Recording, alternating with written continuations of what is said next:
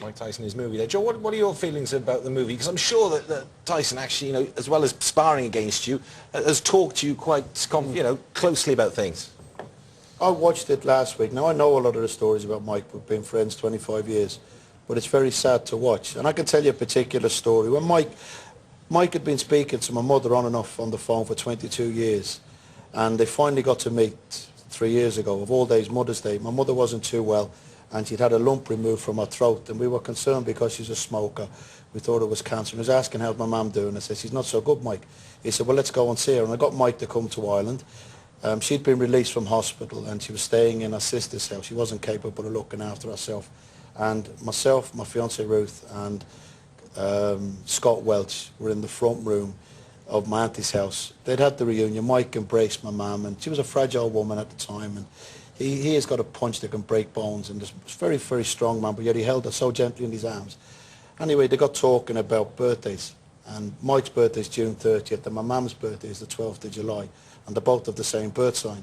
Now, she said, you know, we're talking about birthday presents and birthdays, and Mike said that he remembered on his 18th birthday, which was 21 years before, because I was with Mike when we were 17, so when his first birthday, as me and him were together as friends and sparring partners, she'd sent over a shoebox with some potato chips, Irish Tato crisps, a couple of sweatshirts, and some money in an envelope. Would have been very little money. I didn't remember it, and Mike remembered it, and my mum didn't even remember it. And she says to Mike, you remember that, Mike? He says, yes, Mrs. Egan. He says, very few people have given me anything in my life. He says, yes, I remember it. Now, at that stage, I'd kept my composure up until that stage. I broke down crying then. And he looked at me, he goes, Joe, man, you're always crying. Because he made me cry so many times in sparring. He laughed at me. And it was just, it was so hard to listen to, you know, how we could remember that. And it's sad, really, to think that he could have been the first billionaire athlete, except for all the people that have robbed him and abused him, and how something so little meant so much to him. And it just put it all into context, that he's been abused and robbed by so many people. And watching the DVD, I watched it on DVD, I didn't get to go to the press showing of it. It brought it all back to me, because like I'm aware of what's happened to him, and this is an opportunity for the world to see how badly he has been abused. He's opened himself up. He has, yeah. There's not a guarded moment in this film, Joe. He says, this is what I am, judge me. And it's nice now. I've been telling people for 25 years, he is a nice person. You know, all right, he has gone off the head a few times, but we all make mistakes. It says in the Bible, Eddie has done no evil, cast the first stone. We all make mistakes. We're humans. You know, we're not conditioned not to make mistakes. We do make mistakes. And Mike Tyson has made a few, but unfortunately, his mistakes have been highlighted and probably blown out of proportion. Just from his boxing, Joe, what would be your everlasting memory about what made him so special in the ring?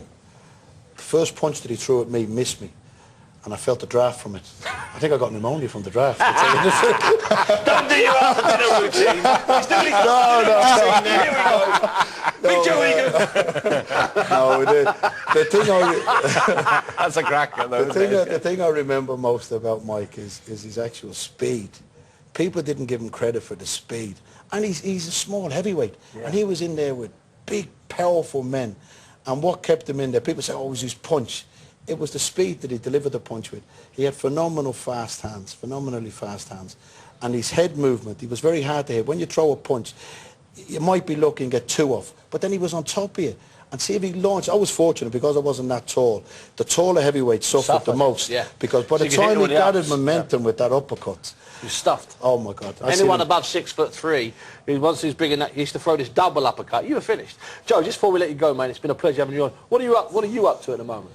I'm acting now, to tell you the truth. Well, I've been acting for years. I just never had a camera on me now. Don't do the stand-up routine. I'm not doing the stand-up routine. I just love having a bit of fun. You know, I love having a laugh. And now I'm doing a bit of acting. I just got very fortunate. I got a part in Guy Ritchie's new movie, Sherlock Holmes, with Robert Downey Jr. and Jude Law. So that's a massive break for me. Oh, massive break. And then I've just finished another movie now called Freight.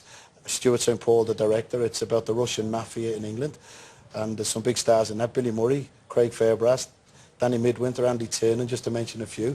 And there's a couple of my pals are in as well, Patrick Naughton and Richard Grimes. They've done really well, and Carl Etherington. So it's been all the punishment that I took over the years is starting to Been pay worth off it. now. It's been Oh, worth good it, man. yeah. It's Fantastic. been great. Joe, I've got to tell you, son, I don't often shake hands to guests on set, but I'm going to shake yours. Good to see you, big boy. Thank As you an very excuse much, to reach Steve. over you. Yeah, Steve, Rodri, really. Thank you very much. Lovely to Thank meet you. you. Thank you Pleasure's very been much. mine. Thank you. God, blimey. Keep the emails and texts coming in. Don't want Joe to leave now. Strap him down there. Best of luck. All right.